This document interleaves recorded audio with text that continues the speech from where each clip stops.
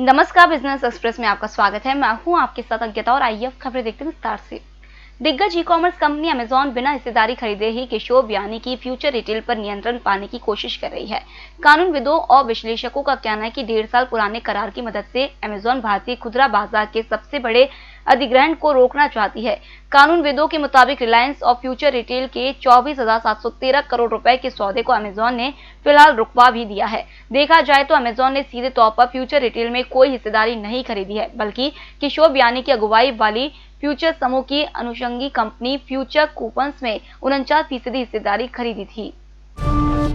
Online food delivery company Zomato ने कारोबार को वापस पटरी पर लाने के लिए नई स्कीम शुरू कर दी है।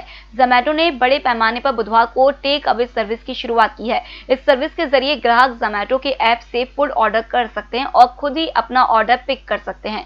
इसके जरिए ऑर्डर करने पर फूड की डिलीवरी जोमेटो का डिलीवरी बॉय नहीं करेगा, बल्कि कस्टमर खुद अपना ऑर्डर पिकअप करेंगे। इसके लिए जोमेटो रेस्टोरेंट से कोई कमीशन नहीं लेगा और पेमेंट गेटवे चार्ज भी नहीं वसूलेगा।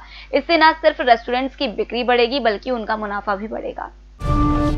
डोमेस्टिक एयरलाइन यात्रियों की संख्या अक्टूबर में 1 साल पहले की तुलना में 57% घटकर 52 लाख रह गई है। नागर विमानन महानिदेशालय के जारी आंकड़ों से यह जानकारी मिली है। कोरोना वायरस महामारी के बीच एयरलाइंस कंपनी अपनी क्षमता से काफी कम पर परिचालन कर रही है, जिससे विमान यात्रियों की संख्या में भारी गिरावट आई है। अक्टूबर 2019 में घरेलू विमान यात्रियों की संख्या 1 करोड़ रही थी। हालांकि पैसेंजर लोड फैक्टर यानी कुल क्षमता पर बुकिंग में लॉकडाउन हटने के बाद मांग बढ़ने से अक्टूबर में कुछ सुधार हुआ है। टू व्हीलर बनाने वाली अग्रणी कंपनी हीरो मोटोकॉर्प ने बुधवार को कहा कि उसने इस फेस्टिव सीजन में 14 लाख से ज्यादा मोटरसाइकिल्स और स्कूटर्स की खुदरा बिक्री की। नवरात्रि के पहले दिन से लेकर भाई दूज के बाद तक के 32 दिनों के फेस्टिव सीजन में कोरोना वायरस महामारी के कारण बनी विरोधी स्थिति के बावजूद अच्छी खुदरा बिक्री हुई है। यह आंकड़ा पिछले साल के फेस्टिव सीजन में हुई खुदरा बिक्री का 98% और 2018 की समान अवधि में हुई खुदरा बिक्री का 103% है।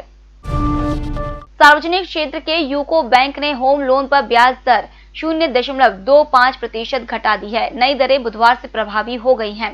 बैंक ने बयान में कहा है कि संशोधित होम लोन पर ब्याज दर 6.90% से शुरू होगी, भले ही कर्ज की राशि कुछ भी हो और कर्ज लेने वाला कोई भी काम करने वाला हो।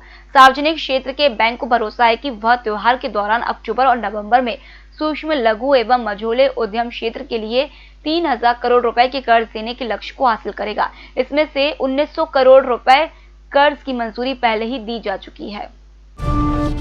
संकट में फंसे लक्ष्मी विलास बैंक से पिछले 24 घंटे में इसके जमाकर्ताओं ने 10 करोड़ रुपए से ज्यादा की रकम निकाल ली है। यह निकासी भारतीय रिजर्व बैंक के आदेश के तुरंत बाद से शुरू हो गई थी। बैंक के एडमिनिस्ट्रेटर TN मनोहरन ने यह जानकारी दी है। मनोहरन ने कहा है कि बैंक की शाखाओं में भारी दबाव है और लोग पैसे निकाल रहे हैं। बैंक के ग्राहकों में अफवाह है, इसलिए वे पैसे की निकासी कर रहे हैं। उन्होंने कहा कि बैंक की शाखाओं से पैसे निकासी और तेजी आ सकती है और दबाव बढ़ सकता है। इसे देखते हुए बैंक वरिष्ठ नागरिकों, महिलाओं, दिव्यांग आदि ग्राहकों के लिए अलग से स्पेशल काउंटर बनाने की सोच रहा है। प्रमुख क्रिप्टो करेंसी बिटकॉइन बुधवार को उछलकर $18,000 के पार पहुंच गया। यह दिसंबर 2017 के बाद का सबसे ऊपरी स्तर है। एंड्रॉइड कारोबार में इसने $18,483 का ऊपरी स्तर छू लिया है। पिछले 3 दिनों में दुनिया की इस सबसे बड़ी क्रिप्टो करेंसी में 17% का उछाल आया है। इस साल अब तक यह करीब 160% मजबूत हुआ है। दिसंबर 2017 के आखिरी हिस्से में बिटकॉइन ने $19,783 का ऑल टाइम हाई स्तर छू लिया था। भारत के पास लैपटॉप और टैबलेट की मैन्युफैक्चरिंग क्षमता 2025 तक $100 अरब पर पहुंचने की क्षमता है, लेकिन इसके लिए नीतिगत हस्तक्षेप की जरूरत होगी। मोबाइल इक्विपमेंट इंडस्ट्री के निकाय Indian cellular and electronics association की एक रिपोर्ट में यह अनुमान लगाया गया है।